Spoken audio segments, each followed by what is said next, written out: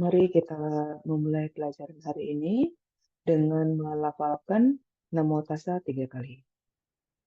Namo Tassa Bhagavato Arahato Sama Sambuddhassa. Namo Tassa Bhagavato Arahato Sama Sambuddhassa. Namo Tassa Bhagavato Arahato Sama Sambuddhassa.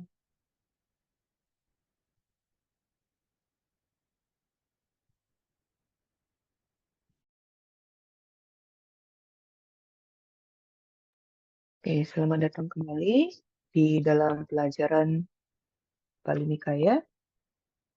Dan hari ini kita akan mempelajari mengenai Diga Nikaya, Sila Kandawaga.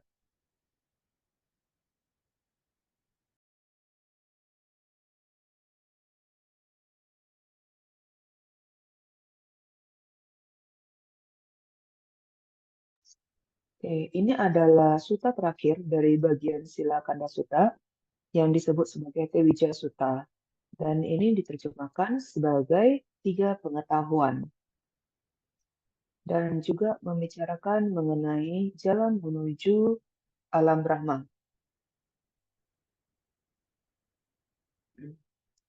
Mungkin Anda telah pernah mempelajari mengenai 31 alam kehidupan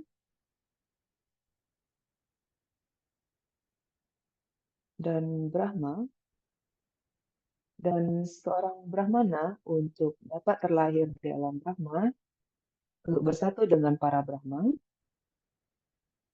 itu adalah tujuan dari mereka dengan melakukan aktivitas religius, melakukan pengorbanan religius. Sedangkan di dalam Buddhism, hal ini bukanlah hal yang sangat spesial untuk dapat terlahir kembali di alam Brahma.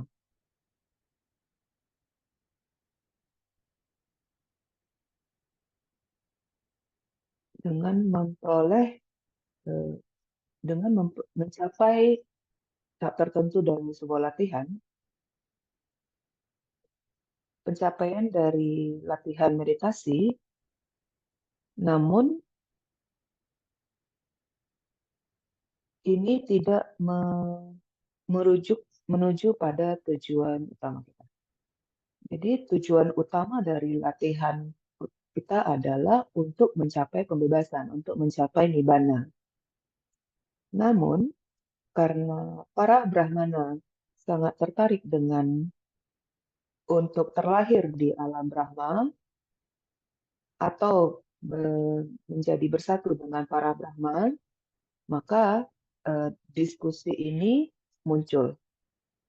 Dan mari kita lihat bagaimana awal mulanya ajaran ini dapat muncul.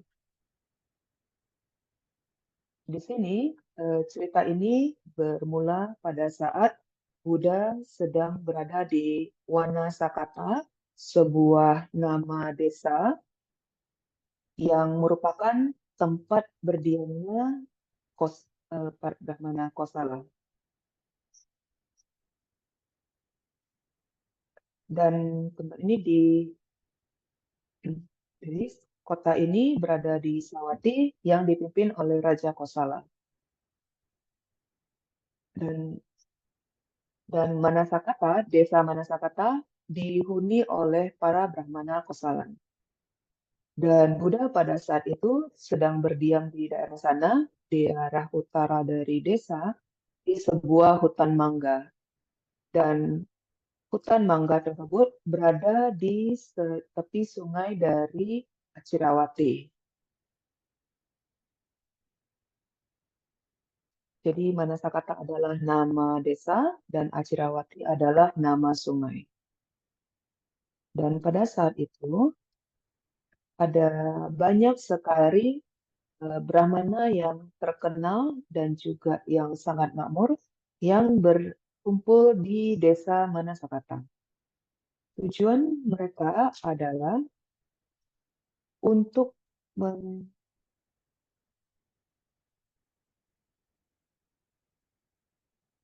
untuk me- untuk mengucapkan mantra. Mereka merupakan salah satu metode dari aliran Buddha.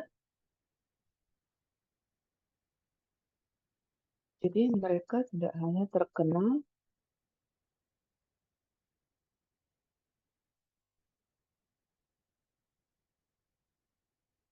dan mereka juga terkenal akan kualifikasinya dari kemampuannya,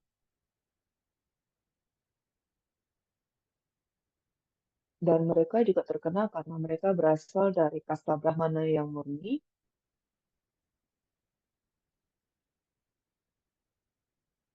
Jadi, jadi karena mereka terkenal, ya mereka memang terkenal oleh karena itu. Dan mereka juga bertempat tinggal di Manasakata dengan tujuan untuk melafalkan mantra-mantra. Dan di bawah ini adalah nama-nama beberapa Brahmana yang terkenal, ya seperti Chanki, Taruka, Pokarasati. Mungkin Anda mengingat mengenai Pokarasati, di mana beliau pernah dikunjungi oleh Buddha sebelumnya. Kemudian Janusoni.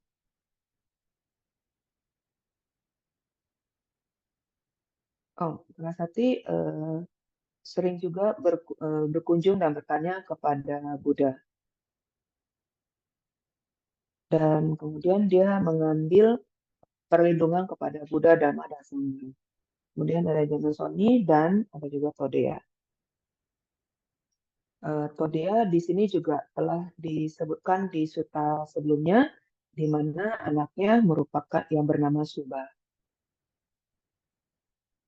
Jadi ini adalah beberapa Brahmana yang terkenal yang berkumpul di Manasakata pada saat itu.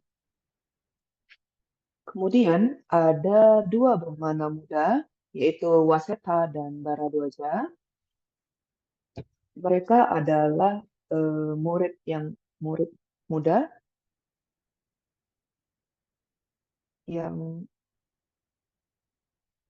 mereka juga berasal dari Brahmana yang kelompok Brahmana murni dengan eh, tingkat yang cukup tinggi, dan mereka telah mempelajari Weda dengan cukup baik. Kemudian pada suatu saat mereka berjalan-jalan bersama yang tujuannya untuk pergi mandi ke Sungai Acirawati. Dan pada saat itu karena mereka berbicara cukup banyak, mereka berjalan cukup jauh. Kedua Brahmana ini eh, berjalan-jalan di tepi Sungai Acirawati. Pada saat tersebut, mereka tidak berencana untuk mendiskusikan mengenai hal ini. Mereka hanya berbicara satu sama lain. Kemudian ternyata mereka berargumentasi mengenai jalan yang benar dan jalan yang salah. Jalan manakah yang tepat atau salah untuk menuju ke alam Brahma.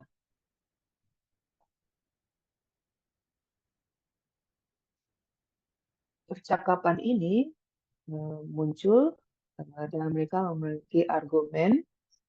Kemudian pada saat Brahmana Waseta yang dimana gurunya adalah Brahmana Pokarasati,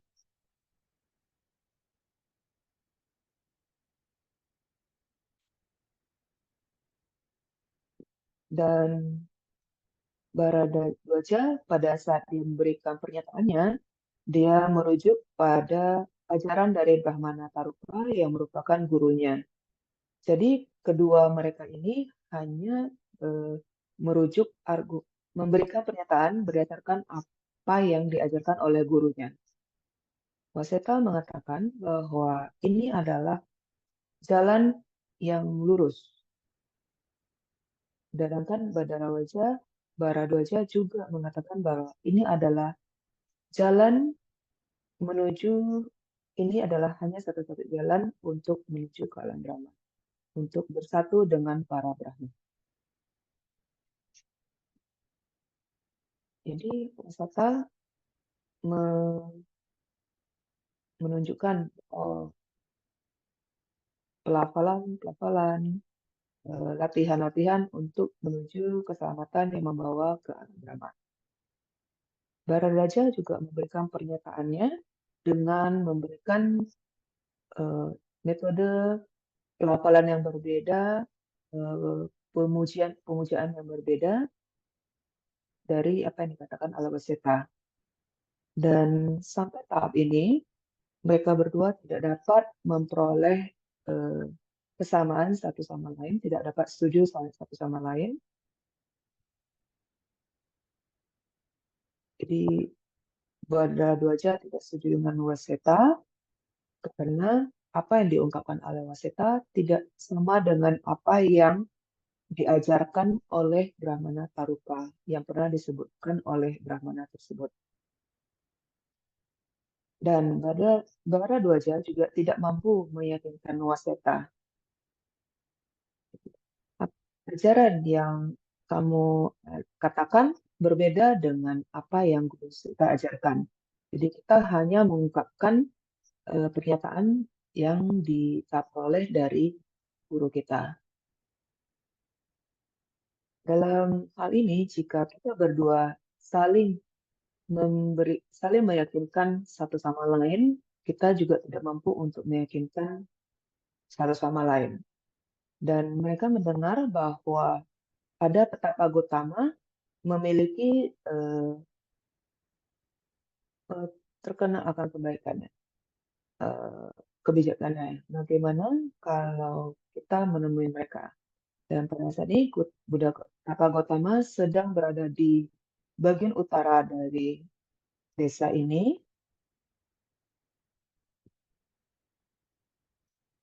dan Baradwaja menyarankan bagaimana kalau mereka pergi menemui Petapa Gotama dan apapun yang dikatakannya kepada kita, kita harus menerimanya.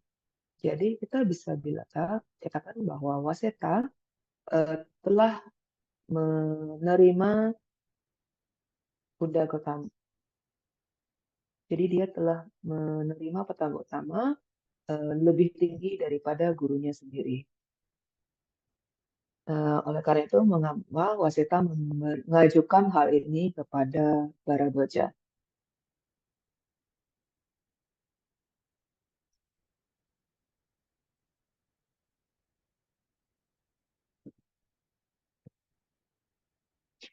Dan dalam hal ini, Baradwaja setuju dengan hal tersebut. Kemudian dua Brahmana muda ini pergi menemui Buddha dan juga menyebutkan bagaimana mereka berargumen satu sama lain mengenai jalan yang benar dan jalan yang salah untuk bergabung dengan para Brahma.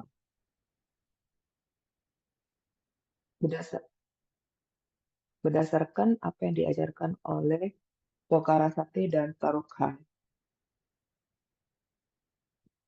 Dan dalam hal ini, Buddha menyebutkan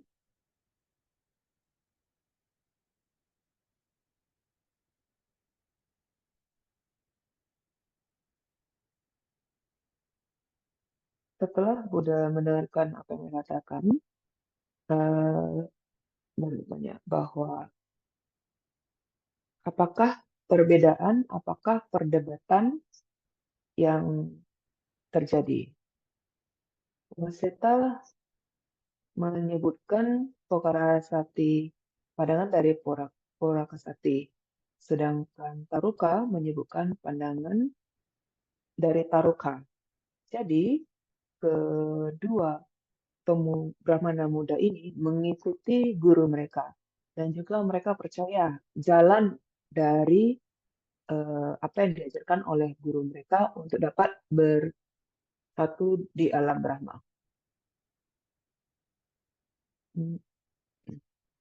Dan berpikir bahwa orang lain tidak dapat mencapainya.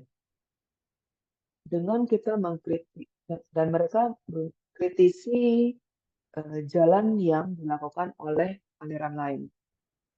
Oleh karena itu, Buddha menanyakan perdebatan apakah yang terjadi.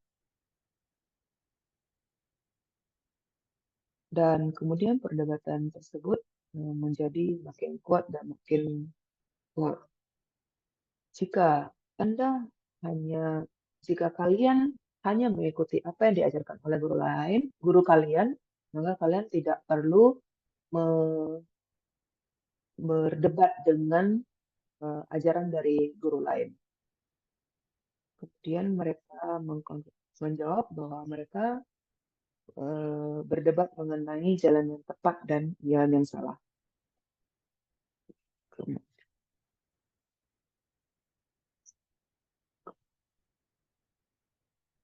Jadi ada banyak sekali ajaran di dalam kalangan Brahmana mengenai jalan menuju alam Brahma. Dan juga disebutkan bahwa ada pelajar-pelajar lainnya seperti Adarya, Titiria, Candoka, Cadawa, Brahmacharya, dan Brahmana-Brahmana lain ini juga memberikan pernyataan yang lain, jalan yang lain, dan apakah semua cara mereka katakan tersebut dapat membawa ke alam Brahma, sama seperti suatu kota atau desa ada memiliki banyak jalan. Apakah semua jalan tersebut semua jalan berbeda tersebut dapat menuju ke kota atau desa yang sama? Apakah jalan yang berbeda-beda tersebut dapat membimbing ke alam Brahma? Inilah yang ditanyakan oleh Waseta kepada Buddha. Dan kemudian Buddha menjawab dan mengkonfirmasi bahwa menjawab dengan mereka mengatakan bahwa ini dapat membimbingkah Waseta? Kemudian Waseta menjawab, ya, jalan ini dapat membimbing mengarah ke alam Brahma. Kemudian Buddha bertanya lagi sampai 3 kali, dan Waseta pun menjawab sebanyak 3 kali. Mengapa Buddha menanyakannya sebanyak 3 kali? Di kitab penjelasan mana dijelaskan bahwa para Brahmana lain, petapa-tapa yang lain, mereka memberikan pernyataan dalam suatu diskusi. Langsung memberikan, kemudian ketika mereka memiliki ada pernyataan yang agak lemah, mereka langsung mengubahnya. Jadi, dan ini telah terjadi dalam suatu diskusi di dalam kelompok petapa. Oleh karena itu, makanya Buddha mengkonfirmasi sebanyak 3 kali untuk mengkonfirmasi hal tersebut. Untuk memastikan bahwa pernyataan tersebut selalu sama dan tidak berubah. Dan kemudian Buddha melanjutkan, jika Wasita mengatakan bahwa salah satu jalan ini merupakan caranya, jadi misalkan salah satu dari para Brahmana ini, Brahmana di sini yang dimaksud adalah salah satu guru yang memberikan jalan untuk menuju ke alam Brahma. Nah, apakah salah satu dari para Brahmana ini yang telah belajar 3 Weda,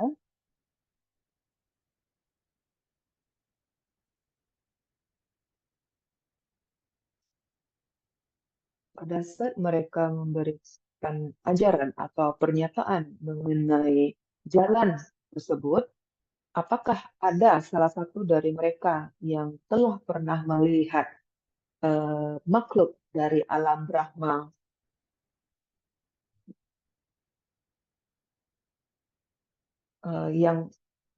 yang mereka puja tersebut, yang mereka hormati, apakah mereka sendiri pernah melihat makhluk dari alam Brahma itu secara langsung?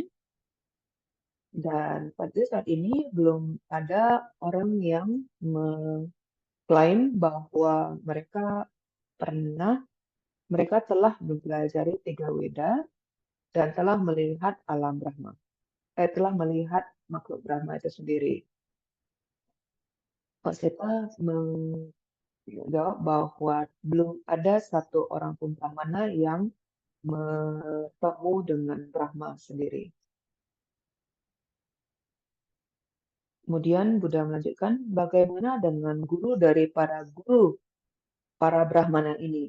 Apakah mereka pernah bertemu dengan makhluk dari alam Brahma secara langsung? Dan mereka menjawab, belum.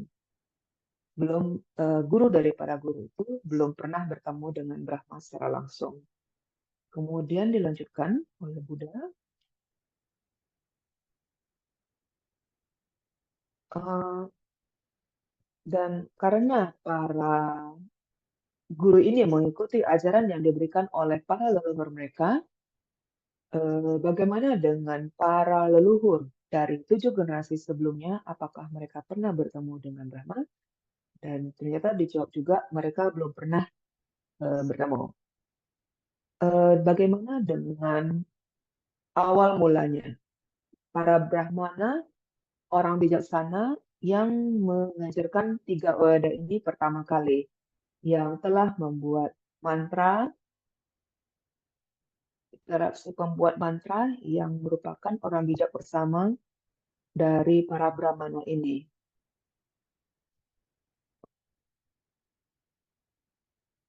Setelah mereka membuat mantra, kemudian memaparkan, melafalkan mantra-mantra tersebut, makanya ajaran tersebut sampaikan turun-temurun sampai saat ini.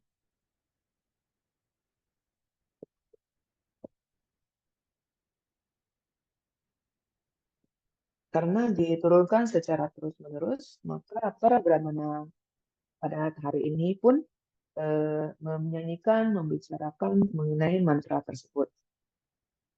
Dan seperti Ataka, Wamaka, dan ini adalah nama-nama dari 10 Brahmana, 10 Putara Brahmana yang merupakan orang-orang pertama dari eh, ajaran pada saat ajaran awal ini bermula.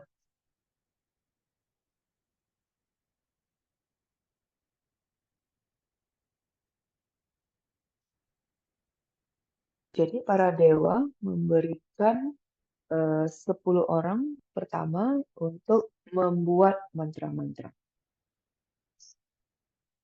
Dapatkah kalian katakan apakah 10 orang dari asal mula Brahmana ini, apakah mereka mengetahui Brahma yang makhluk Brahma yang sebenarnya? Dan untuk hal ini ternyata dijawab juga tidak dari 10 Brahmana awal uh, mula ini yang pernah bertemu dengan Brahma. Kemudian Buddha mengkonfirmasi kembali bahwa tidak satupun dari para Brahmana ini yang pernah melihat Brahmana ini secara langsung. Bahkan sampai generasi pertama dari para guru ini, termasuk eh, para Brahmana yang pertama kali memberikan ajaran, mereka pun tidak pernah mengetahui dan melihat bagaimana dan di mana para Brahmana dapat muncul.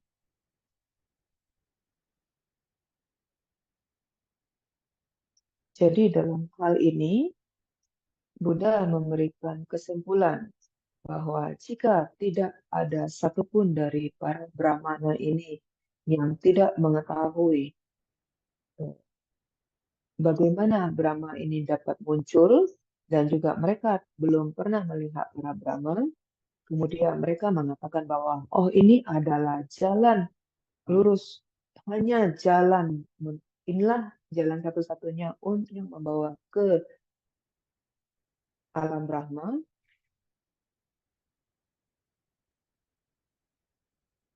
Bukankah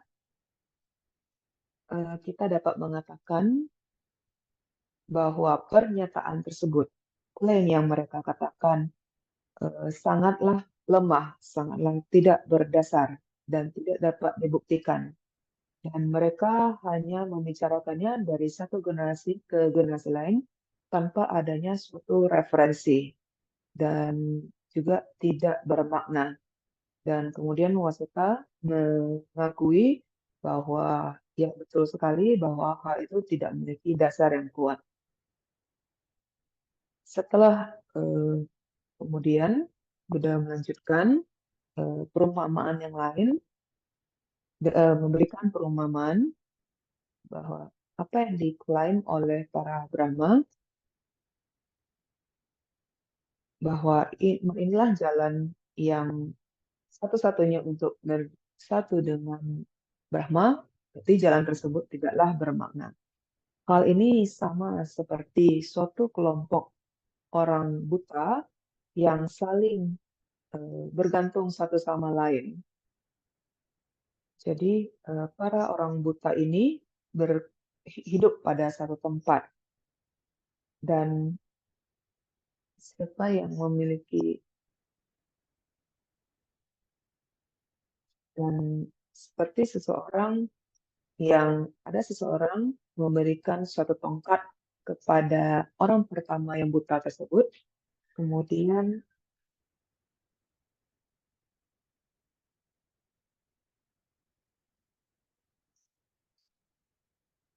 eh,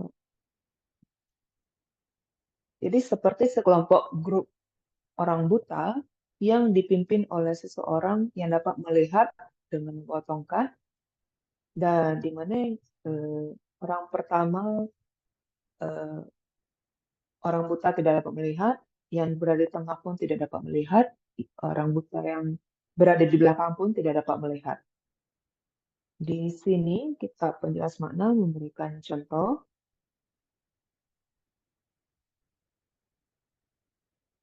Jadi ada orang datang kepada grup orang buta di desa terdekat, ada suatu donasi, ada suatu ada sebuah pesta, dan dikatakan bahwa ada pesta di sana, sehingga mereka pun mengikuti orang tersebut di depannya. Eh, Orang yang nakal ini memimpin orang-orang buta ini ke semak-semak.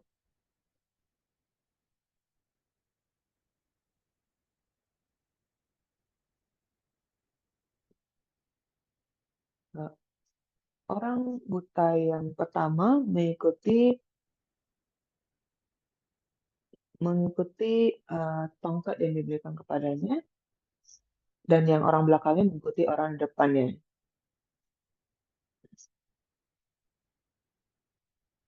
Jadi ini merupakan Buddha memberikan contoh ini,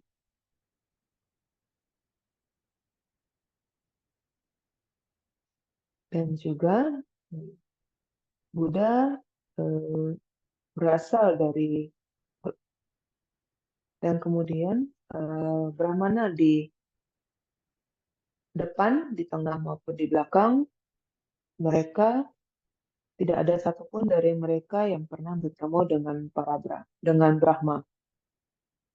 Mereka telah para Brahmana yang telah mempelajari tiga wena ini, yang mengatakan bahwa jalan mereka dapat membimbing ke arah alam Brahma.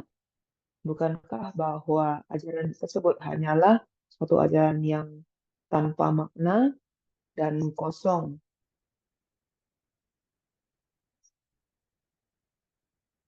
Dan hal ini cukup lucu.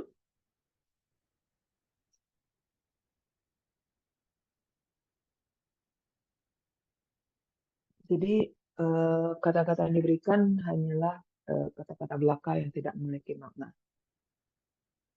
Jadi dikatakan bahwa hal ini merupakan kata-kata yang memiliki kualitas yang rendah karena tidak bermakna. Dan karena kata-kata tersebut tidak bermada, maka termasuk sia-sia. Kemudian Buddha melanjutkan penjelasannya. eh, Apakah yang bagaimana menurutmu, Waseta, para Brahmana tersebut melihat bulan dan matahari sama seperti apa yang dapat dilihat juga oleh orang lain? Jadi matahari terbit di pagi hari, tenggelam di sore hari, kemudian dilanjutkan dengan terbitnya bulan. Apakah para Brahmana yang mempelajari Tega Weda ini eh, mereka para Brahmana ini mengklaim bahwa mereka mempelajari tiga pengetahuan, namun pengetahuan ini berbeda dengan diajarkan di dalam Buddhis. Nah, dan mereka pada saat mereka melihat matahari dan bulan, mereka akan berdoa, kemudian menyanyikan puji-pujian. Mereka memuja bahwa bulan itu sangat indah dan memberikan kedamaian. Dan pada saat matahari dan bulan eh, berada pada kondisi penuh, mereka akan menyembah dengan merengkapkan tangan. Dan Wasita mengatakan, ya, para Brahmana tersebut melakukan hal tersebut dengan berdoa, bernyanyi, dan menyembah matahari dan bulan. Nah, karena apakah menurut Wasita, mereka dapat melihat matahari dan bulan. Kemudian mereka mengatakan bahwa keinginan untuk bersatu, berada di matahari dan bulan. Eh, Para Brahmana ini tidak mengetahui di mana para Brahma, tidak tahu juga di mana posisinya. Namun mereka sendiri tidak pernah bertemu langsung. Dan kita lihat bahwa di sini banyak orang dapat melihat matahari dan matahari dan bulan. Dan para Brahmana ini dapat menunjukkan jalan menuju matahari dan bulan karena matahari dan bulan ini terlihat dan mereka dapat menunjukkan jalannya untuk menuju ke sana. Matahari dan bulan saja yang dapat terlihat aja tidak dapat dicapai dengan menggunakan pengetahuan mereka. Dan mereka sendiri belum pernah bertemu dengan Brahma. Bukankah hal ini tidak masuk akal jika mereka berkata mereka dapat menunjukkan jalan menuju ke sana?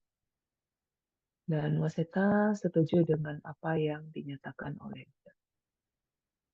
Yang kemudian Buddha memberikan perumpamaan mengenai wanita perempuan yang paling cantik, dan jika seseorang pria mencari dan juga mencintai seorang wanita yang tercantik di di negara tersebut,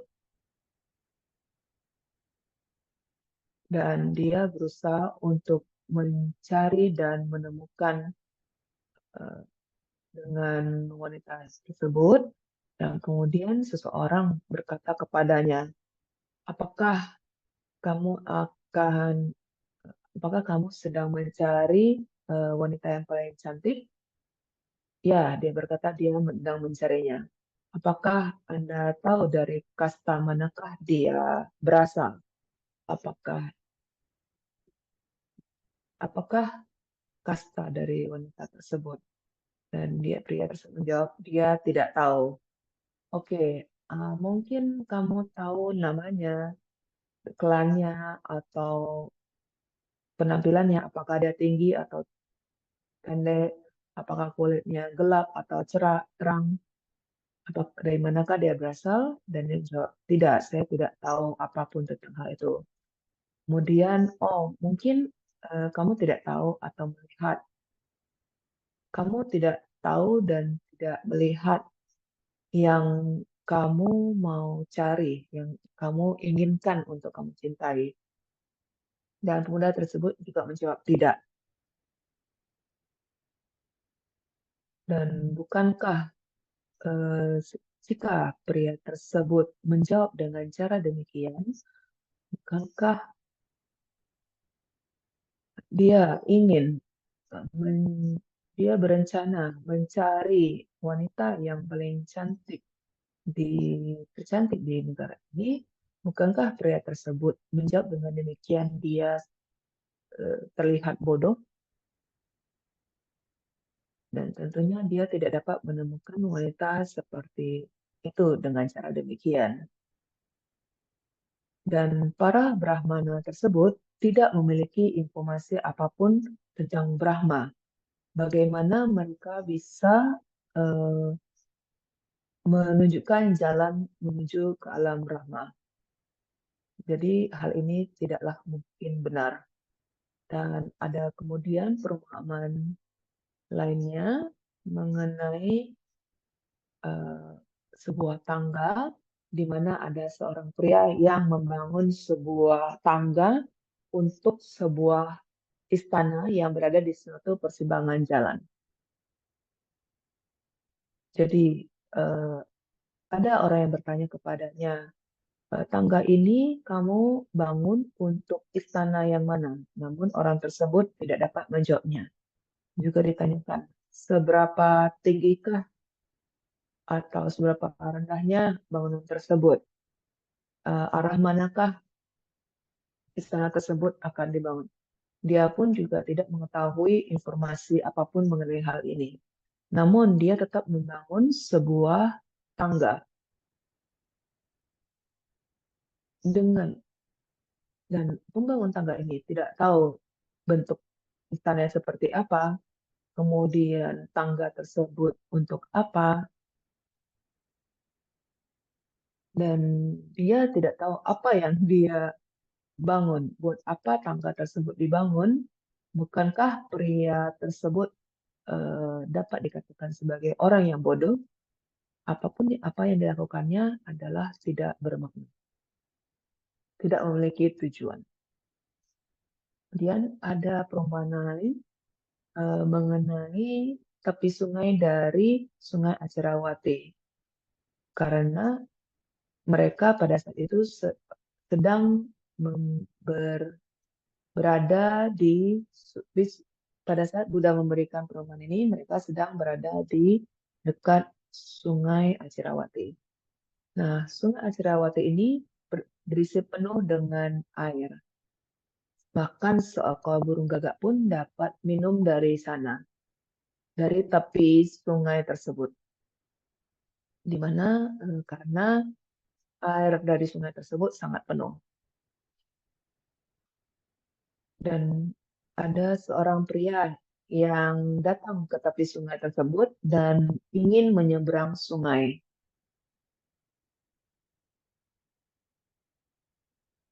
Dan kemudian dia tidak berusaha untuk menyeberang dengan baik. Apa yang dia katakan hanyalah memanggil, datanglah tepi sungai yang lain. Jadi dia mau berada di tepi sungai yang lain dan dia hanya memanggil sisi tepi sungai yang satu lagi. Dan ini adalah tindakan yang tidak berguna. Buddha memberikan perumpamaan ini untuk merujuk pada perbuatan para brahmana yang menunjukkan jalan menuju alam Brahma tanpa mengetahui informasi yang tepat, yang benar. Dan Waseta, dia bertanya, kemudian dilanjutkan, apakah Waseta, mungkinkah sisi sungai Acirawati yang satu lagi akan datang ke sini dengan panggilan yang dilakukan oleh pria tersebut? Waseta mengatakan bahwa hal ini tidaklah mungkin. Sisi sungai satu lagi tidak akan datang kepadanya. Jadi para Brahmana yang mempelajari tiga Weda dan mereka secara gigih mengabaikan apa yang seharusnya dilakukan oleh seorang Brahmana.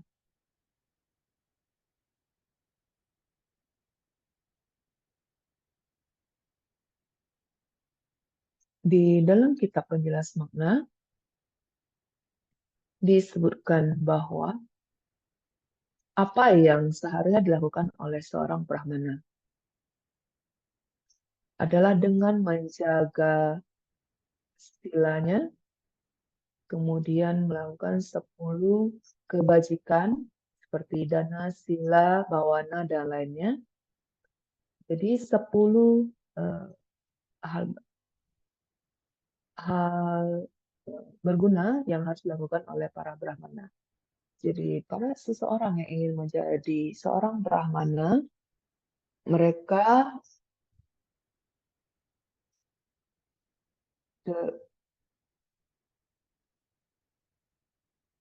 kata Brahmana merupakan kelompok dari kasta Brahmana. Brahmana ini merupakan orang suci.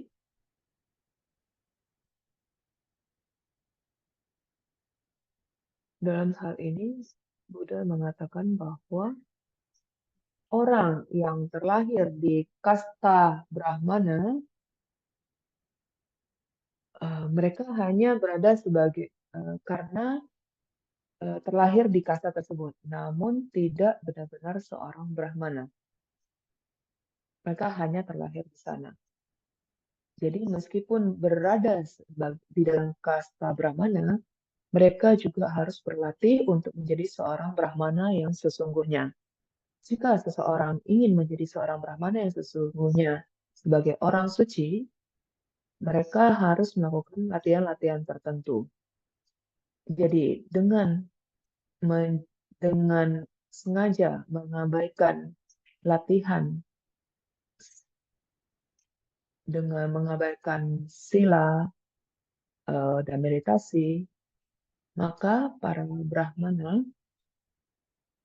mereka harusnya tidak menyatakan bahwa mereka memanggil Indra, Soma, Waruna, Isana, Pajabati, Brahma, Mahidi, dan Yama.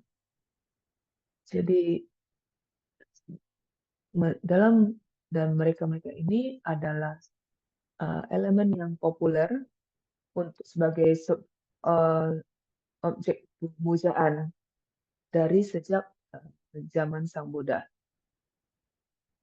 Karena para Brahmana mereka menghargai para Brahma, maka Buddha menekankan pada Brahma. Para Brahmana tersebut mengabaikan apa yang harus dilakukan oleh para Brahmana. Mereka hanya memanggil para Brahma ini. Dari dalam hal ini, Indra, Soma, yang merupakan para Brahma, apakah mungkin para Brahma ini setelah dipanggil, diminta, karena para Brahma memanggil mereka untuk menyelamatkan mereka, karena para Brahma tahu bahwa mereka dapat meninggal. Apakah setelah melakukan pemanggilan tersebut, setelah para Brahmana ini meninggal, setelah hancurnya tubuh mereka, apakah mereka pasti akan dapat bergabung di alam Brahma, hal ini tidaklah mungkin. Jadi hal ini sama seperti memanggil sisi lain dari tepi sungai Acirawati yang telah disebutkan oleh Buddha sebelumnya.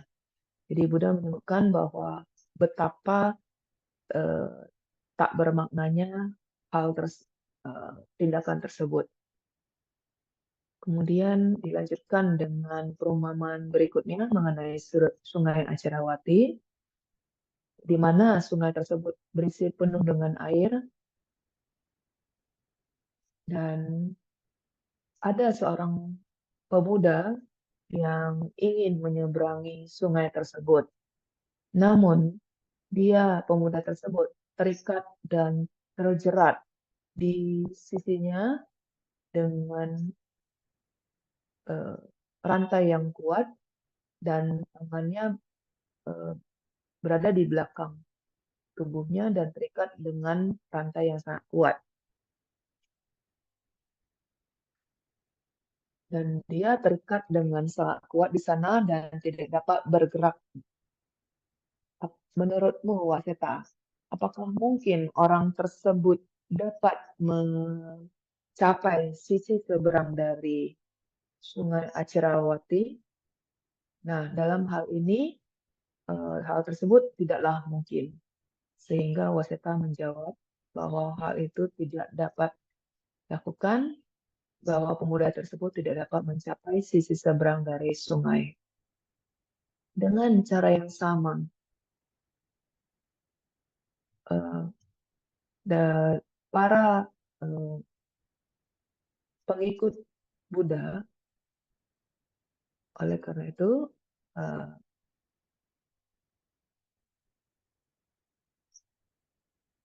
dalam latihan para Arya, dikatakan bahwa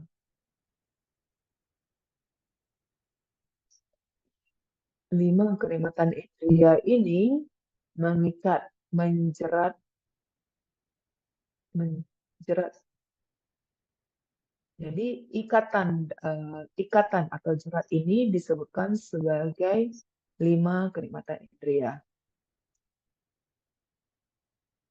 Dan ini berada baik di alam ini, alam yang lebih rendah maupun alam yang lebih tinggi. Karena hal ini dapat mengikat di alam kehidupan ini. Dan 5 jerat ini dapat terlihat oleh mata,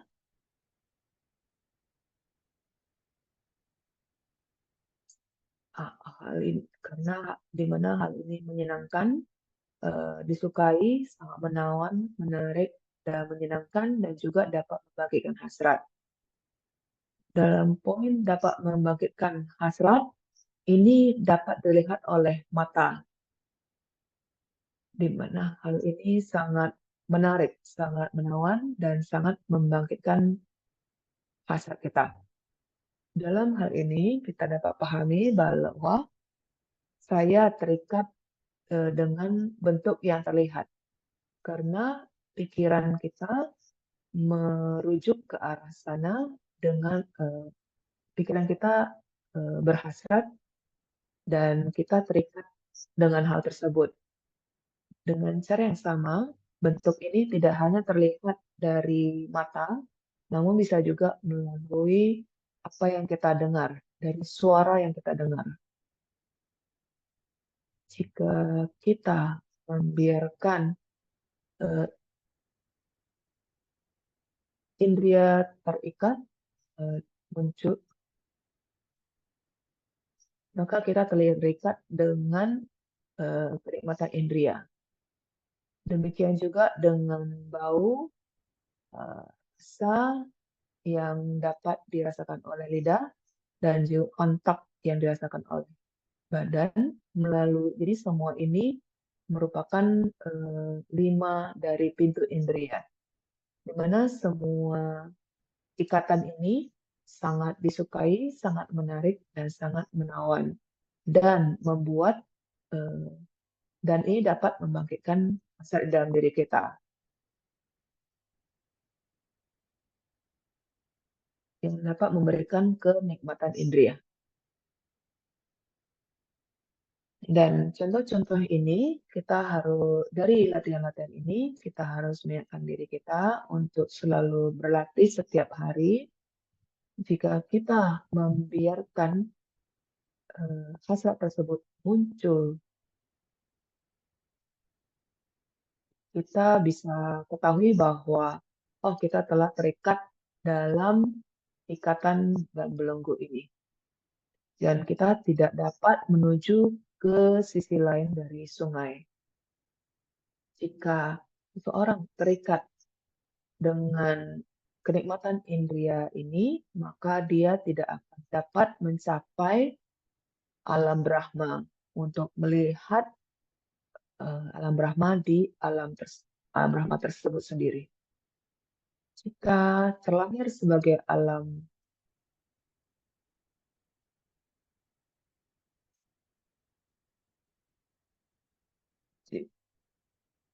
jika seseorang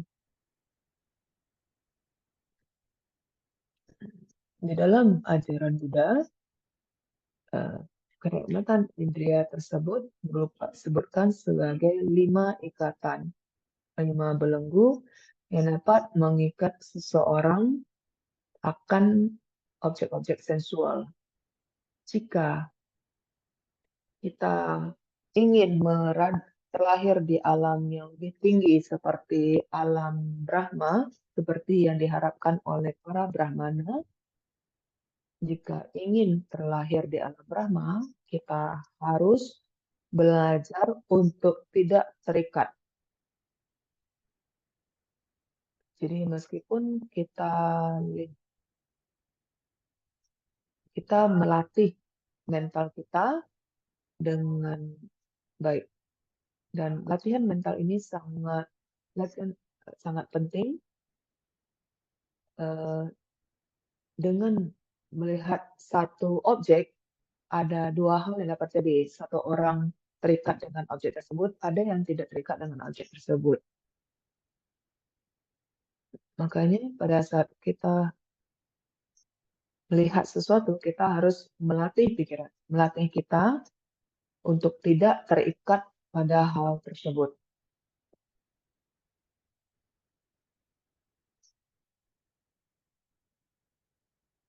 Jika kita dapat menjaga yang kita sebut sebagai indriya samwara sila, kita menjaga keenam indriya kita.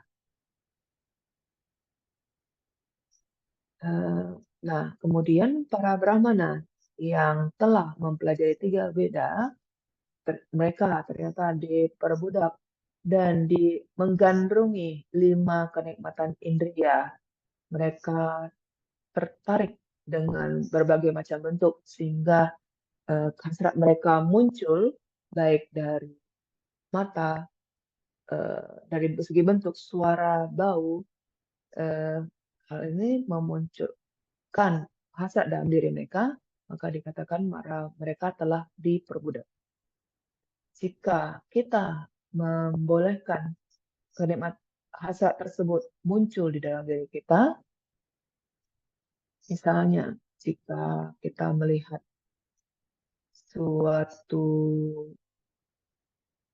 iklan yang baru saja keluar, dengan melihat iklan tersebut, kita berkeinginan untuk melihat dan memperolehnya, kita perlu untuk tetap mengendalikan pikiran kita. Dan pada saat keinginan tersebut menjadi sangat kuat dan kita ingin membeli barang tersebut, ada tingkatan-tingkatan dari keterikatan. Ada yang hanya dengan melihat hal tersebut, oke, cukup. Ada juga yang setelah melihat hal tersebut, mereka ingin membeli barang tersebut. Nah, pikiran yang tidak terlatih, yang tidak terkendali dengan baik, kita perlu tetap melatihnya supaya kita dapat terlepas dari perbudakan para Brahmana tersebut yang telah mempelajari tiga Weda, ternyata mereka telah diperbudak dan menggandrungi kenikmatan-kenikmatan indria. Dan mereka telah terikat dan tidak tahu bagaimana cara keluar darinya. Dan mereka menikmati rasa bersalah. Mereka menikmatinya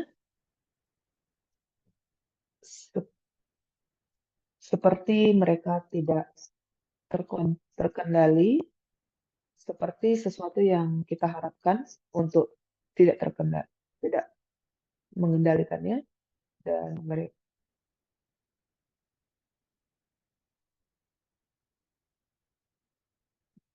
dan itu bukanlah hal yang dapat memberikan kita kebahagiaan yang sempurna.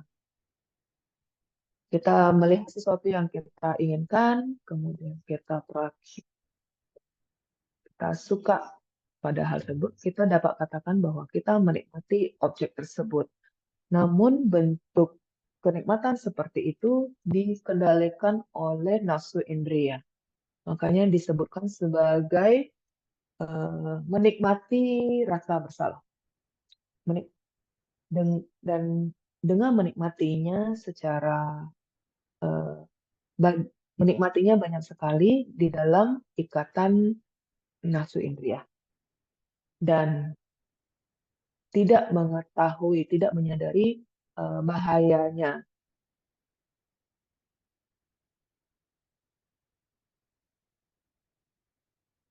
Dan nantinya jika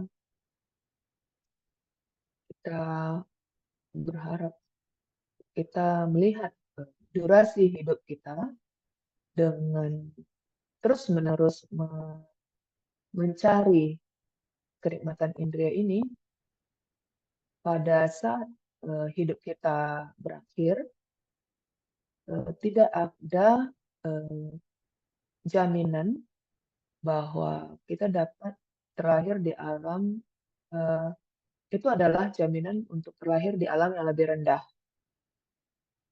Namun jika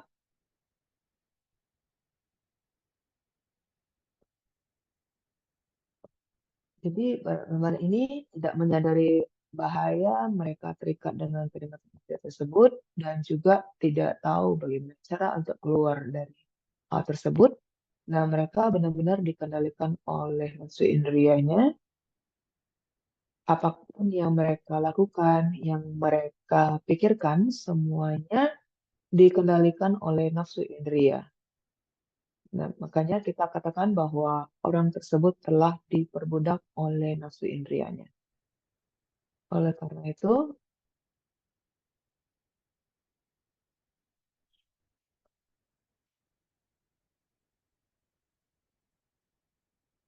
jadi para Brahmana ini itulah kehidupan yang mereka lakukan. Namun yang paling penting adalah diri kita sendiri. Kita harus merefleksikan bagaimanakah kehidupan yang kita jalani. Ini kita mengetahui bahwa ada bentuk, suara, bau, rasa, kontak yang ternyata sangat menarik dan menawan, sangat dan semua hal ini dapat muncul di dalam diri kita. Jadi dari pagi hingga malam, selama kita terbangun, kita harus berusaha untuk selalu sadar dengan apa yang kita lakukan, apa yang kita pikirkan terhadap nafsu-nafsu indria ini. Jika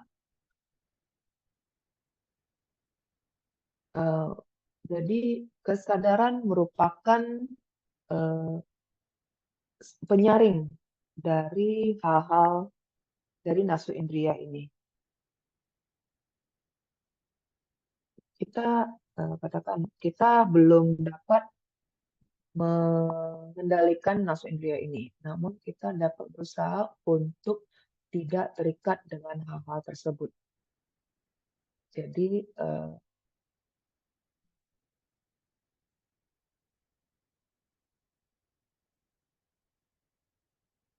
Jadi kapanpun kita melihat, mendengar, membau, merasakan, atau merasakan kontak, kita harus selalu sadar, selalu perhatikan terhadap munculnya nafsu-nafsu indria ini.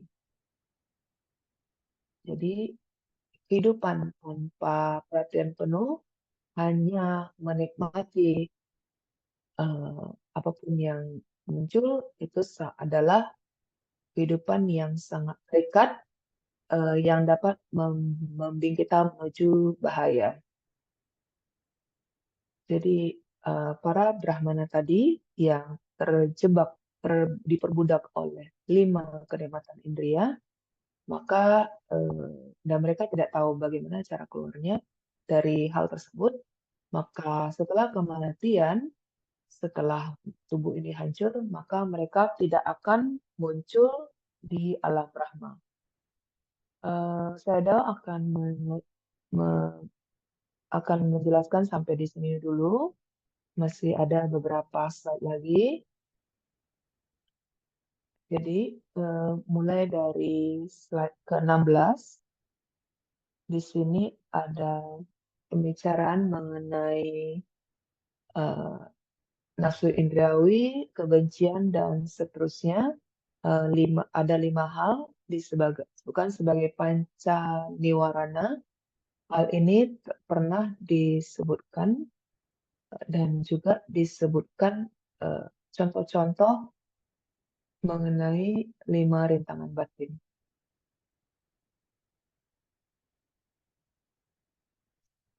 Dan kita akan menutup diskusi ajaran mengenai hal ini dengan menekankan pada 5 rintangan batin. Jika kita dapat mengenali ini, maka kita dapat terlahir di alam Brahman. Karena dengan mengendalikan 5 rintangan batin ini dapat dikendalikan melalui jana. Maka sehingga latihan mental kita dapat berproses dengan lebih baik. Oke, sampai di sini dulu. Terima kasih Sayadaw atas ajaran yang diberikan. Jadi kita memiliki 25 menit lagi untuk melakukan sesi tanya jawab.